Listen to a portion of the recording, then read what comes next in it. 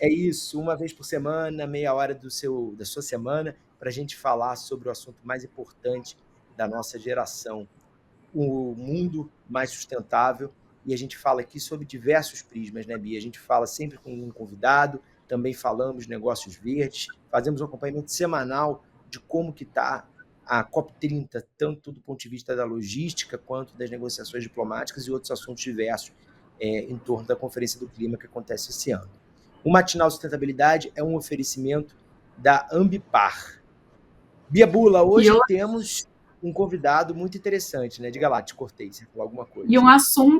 um assunto importante, né? Que é como conciliar a sustentabilidade e obras de infraestrutura. O assunto do licenciamento ambiental foi um dos mais debatidos aí nesse campo político da discussão sobre sustentabilidade e meio ambiente nos últimos tempos, né, Guilherme? A gente acompanhou isso lá por Brasília. Então, para ajudar a gente a entender o que está por trás disso, a gente chamou aqui o diretor executivo do Instituto de Energia e Meio Ambiente, o André Luiz Ferreira. Bom dia, André. Bom dia, gente. Obrigado pelo convite. À disposição. A gente que agradece aqui a sua participação aqui no Matinal Sustentabilidade. André, vamos lá, me corrija se eu estiver errada, mas no mesmo dia que o governo publicou aqueles 63 vetos do PL, do licenciamento ambiental, que ficou chamado aí por ambientalistas de PL da devastação, também publicou uma medida provisória que instituía uma licença ambiental especial, destinada para acelerar a autorização de obras e de empreendimentos que eram considerados estratégicos. Uma medida provisória, já tem força de lei, está em vigor até ser votada no Congresso. Conta para gente o que exatamente é essa licença especial e o que ela muda no processo de licenciamento ambiental no Brasil. Vamos lá. Bom, essa medida provisória, ela é um pouco para, talvez, compensar os vetos, né? Porque há uma pressão enorme de uma parcela importante do mercado, sempre teve no licenciamento, de que o licenciamento é lento, é muito exigente. O que essa medida provisória faz? Ela diz que estabelece uma licença ambiental especial, que deve ser dada em 1 ano, um prazo máximo, para empreendimentos considerados estratégicos para o governo. E o ponto que eu acho que é importante de elencar, e acho que há uma fragilidade aí, é que quem define o que é projeto estratégico é um conselho de governo, e não um processo de planejamento setorial, estratégico, enfim, organizado. E esse é o ponto. Esse é o grande, no meu entendimento, o grande problema. E é importante, acho que, esclarecer um pouco que os projetos de infraestrutura, a maior parte deles é a de segundo a Constituição, é uma atribuição do poder público, tocar isso em frente.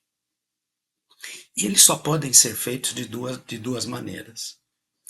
Ou ser feitos com o dinheiro público, portanto, com o orçamento da União, no caso federal, e isso é definido no primeiro ano de governo, quando se faz o plano plurianual. Todo o primeiro ano de um governo, é aí municipal, estadual, federal, mas nós estamos falando do caso federal, ele faz um plano plurianual e faz uma previsão dos gastos orçamentários para os próximos 4 anos. E ali são definidas as obras que serão feitas com o orçamento público.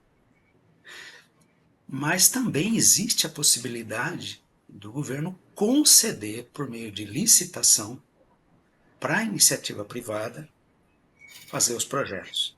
Aí é por meio de um programa de parceria de investimentos, e precisa ter leilão, etc, etc.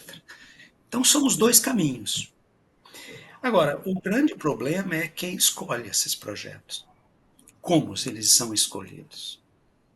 Quem define que esses projetos são prioritários? A boa prática exigiria que isso fosse feito através de planos setoriais, plano de energia, plano de transportes, etc. Só que hoje no Brasil isso não é regulamentado.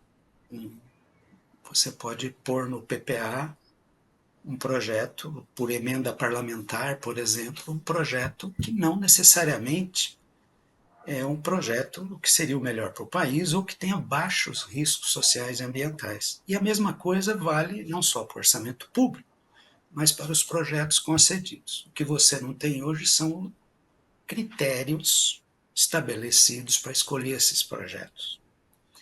E mais do que isso, e muito importante no caso da medida provisória, é que esses projetos são escolhidos sem incorporar risco social e ambiental. Isso é deixado para o licenciamento. E na medida em que você muda o licenciamento e torna ele acelerado para ser feito em um ano, você pode ter projetos muito complexos, com elevados riscos sociais e ambientais, que você vai precisar dar uma licença em um ano, os órgãos públicos. Então, esse é o grande risco.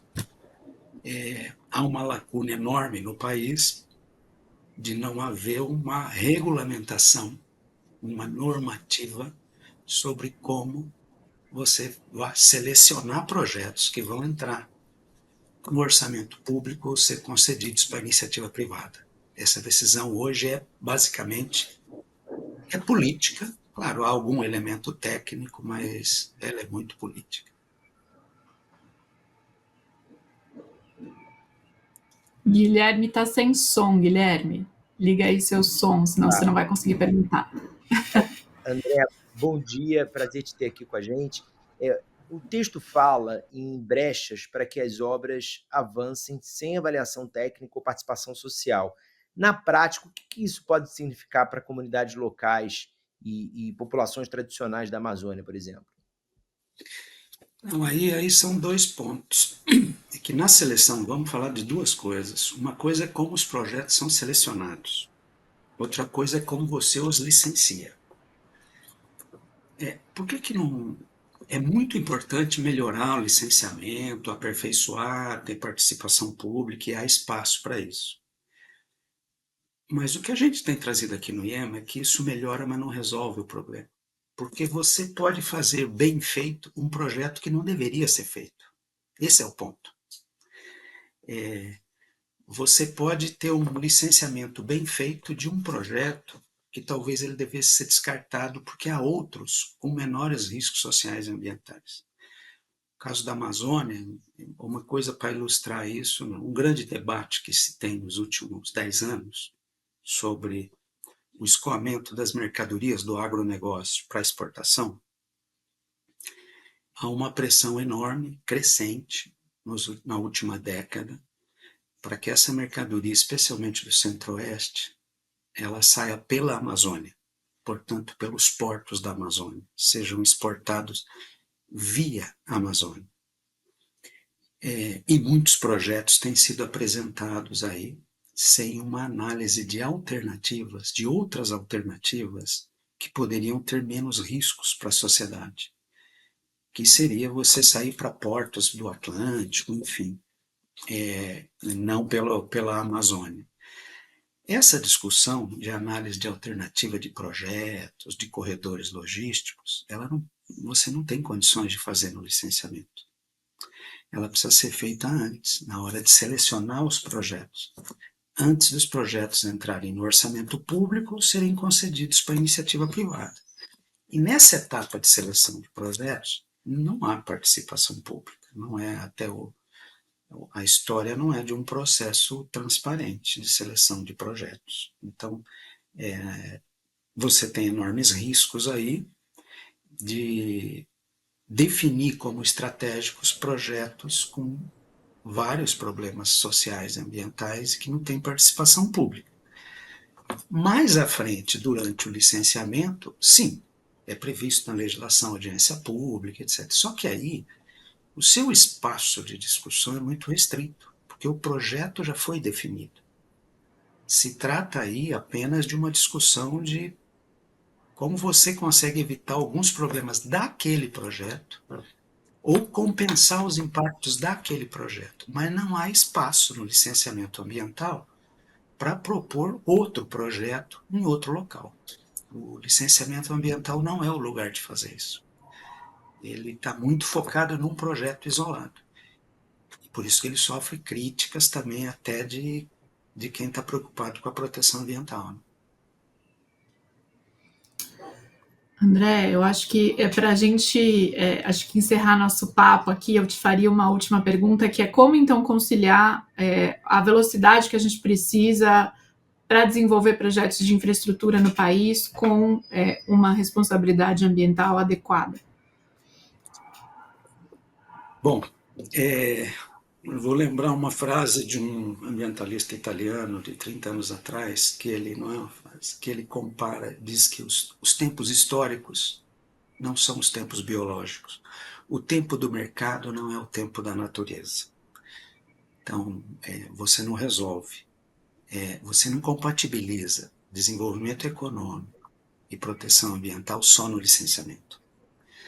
Você precisa ter um regramento para a seleção de projetos de infraestrutura que ocorre antes dos projetos entrarem no orçamento público, antes dos projetos serem oferecidos à iniciativa privada. Então, o momento mais propício para fazer isso é quando você está na etapa de planejamento, quando você ainda está selecionando os melhores projetos de infraestrutura para o país, e não depois que já foram selecionados. Esse é o desafio que a gente tem hoje, mas isso precisa ser institucionalizado e regulamentado. Eu te agradeço, acho que a gente te agradece muito, né? Obrigada, a porta aqui está aberta, a gente faz toda semana meia hora de um papo aqui sobre sustentabilidade. Vamos te chamar mais vezes. Obrigada, viu? Contem comigo. Obrigado, André. Obrigado. Bom dia, valeu. Bom dia. Bia, vamos seguir nosso matinal de sustentabilidade. O tarifaço do Donald Trump tem feito mal também para esse setor, né? Explica para a gente, você tem um exemplo bom aí de um negócio verde atingido por isso. Guilherme, como a política econômica do Trump está gerando efeitos nos negócios e, nesse caso, nos negócios que a gente chama aqui no Matinal Sustentabilidade de negócios verdes, que são esses negócios com potencial de descarbonização da economia mundial, né? O Canadá anunciou que vai adiar as metas que tinham sido impostas no país para que as montadoras atinjam um determinado percentual de vendas de veículos elétricos a partir de 2026. A gente sabe que os carros elétricos, principalmente em países que têm uma matriz energética limpa, como o Brasil, são uma boa solução para o meio ambiente, porque não usam combustíveis fósseis, e a descarbonização dos transporte privado, transporte coletivo, é um grande desafio global para tentar reduzir as emissões de carbono. Esse é também um ambiente onde os negócios vêm sendo explorados por montadoras, por diferentes empresas, com sucessos, com problemas, com desafios, mas é uma área onde os negócios têm se desenvolvido bastante nos últimos anos, essa área dos veículos elétricos. O Canadá tinha estabelecido essa meta aí para descarbonização e vai ter que voltar atrás, porque as tarifas aplicadas pelos Estados Unidos estão pressionando o setor automotivo canadense e afetando justamente os resultados das montadoras de veículos. Então, além disso, claro, tem um trabalho aí por parte do Canadá para tentar compensar as empresas que estão sendo afetadas com flexibilização do seguro-desemprego, etc., mas tem esse impacto imediato nos negócios e numa meta que previa uma descarbonização mais rápida dos transportes no Canadá. Donald Trump impactando o mundo todo, né, Bia? Por aqui a gente vai falar agora sobre o acompanhamento semanal que a gente faz sobre a COP30, né? Nesse quadro em que pé está a COP, em que a gente fala de uma questão logística ou alguma coisa diplomática, algum contorno diplomático em relação à Conferência do Clima, que acontece em novembro em Belém. Bia, o Brasil vai emitir vistos eletrônicos gratuitos para os cidadãos de países que participarão da COP30.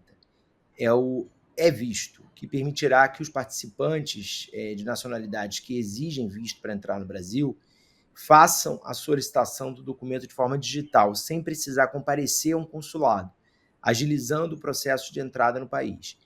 Isso tem o objetivo de diminuir a burocracia, né, a burocracia para se conseguir um visto para entrar no Brasil, mas também acaba sendo uma forma, né, de tentar diminuir um pouco de uma certa má vontade que vem crescendo e vem sendo externalizada por diversos países em relação à COP30 e com as dificuldades de logística lá em Belém, né, de que a gente fala aqui quase toda semana. Dificuldade de hospedagem, os preços altíssimos. Então, acaba sendo também um gesto de boa vontade do país. Para solicitar o e-visto, é necessário ter recebido a confirmação de participação na COP30 pelo órgão UNFCCC, que faz as inscrições. A emissão é gratuita e o pedido deve ser feito até 4 semanas antes do evento, com prazo de até 10 dias úteis para o processamento. O visto é válido até 31 de dezembro de 2025, então quer dizer, quem vier para a COP ainda pode ficar mais algumas semanas e permitirá múltiplas entradas. Menores de 18 anos vão precisar solicitar o visto físico no consulado e o documento pode ser apresentado digitalmente ou impresso na hora de entrar no Brasil.